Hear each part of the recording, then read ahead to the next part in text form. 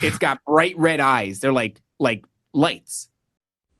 This week in ConspWrld, a red-eyed demon at the foot of the bed, undead aliens, government chimeras, and the last pope.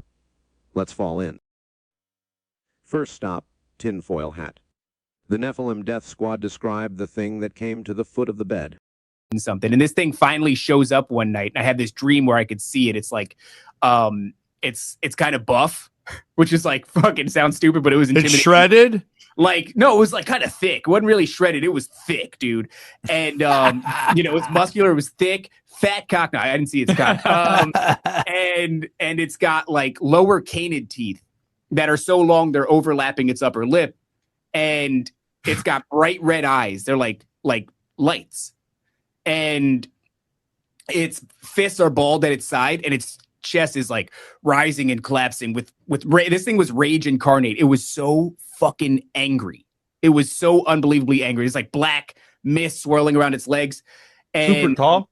I tell you the truth, I don't know, because I wasn't aware of my body. I can see this thing. I'm in like a void.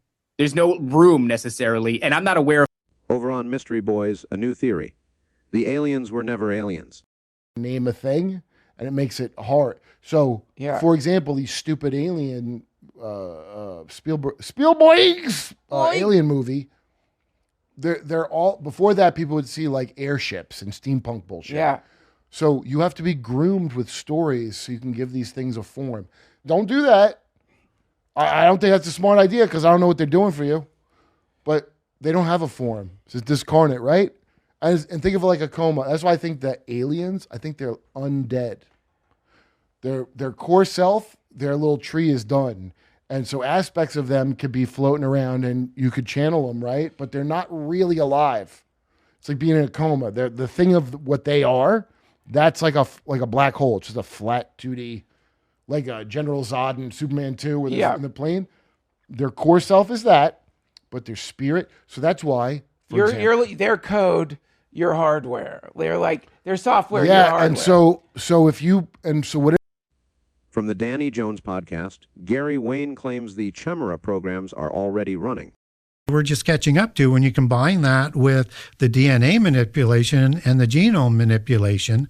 And now when we see science that is starting to catch up to the angelic technology delivered by the gods in polytheist religions around the world, by the fallen angels in the book of Enoch, we're just catching up to chimera technology that they've named after the Greek history of DNA manipulation and putting multiple parts on. And we have foreign governments all over the world, including our own, illegally developing chimera virus weapons, where they're literally creating, they're manipulating the DNA of the bubonic plague virus and combining it with other viruses, trying to combine things like rabies and make it to where it's transmissible through the air, not just by touch. And what, I'm talking about like viruses that are 100% death ratio, and, genetically just modifying these killer viruses in the.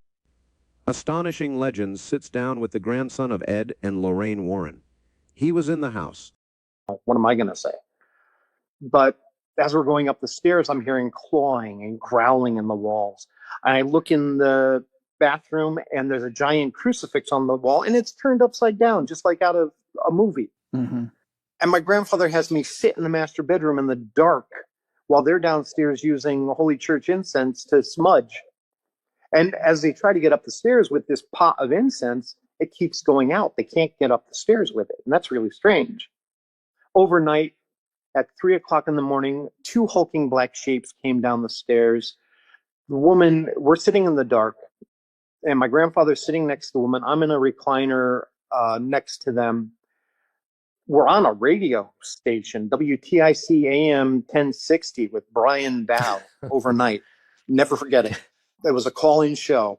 And I'm sitting there with a cross in, the same cross that had been upside down upstairs. I'm holding that. And I'm holding the phone in the other hand. Under my breath, I'm saying, by the power of Jesus Christ, I command you to be gone by the power. In the Y-Files opens a 900-year-old countdown. The prophecy of the popes. was best friends with a teen boy and created God knows how many dangerous timelines, and Biff is the villain. When you put it that way. Justicio pro Biff. Put that in your prophecy and slogan. And at the very bottom of the list, the future ends. The last entry isn't a motto, it's a full paragraph, and names the final pope, Peter the Roman, the man on the throne when Rome burns. But even though Malachi predicted 74 popes in order, there were still skeptics, so they looked into St. Malachi to see if he made any other predictions that came true. They didn't like what they found.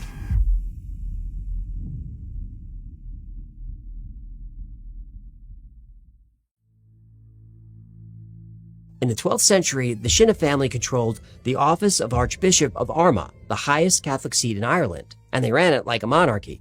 The title passed from father to son, and most of them weren't even priests. An office you inherit, don't need qualifications for, and can't be fired from. So, Congress. Armed clans defend. Full episodes linked below. New rabbit holes every day. This is ConspWrld.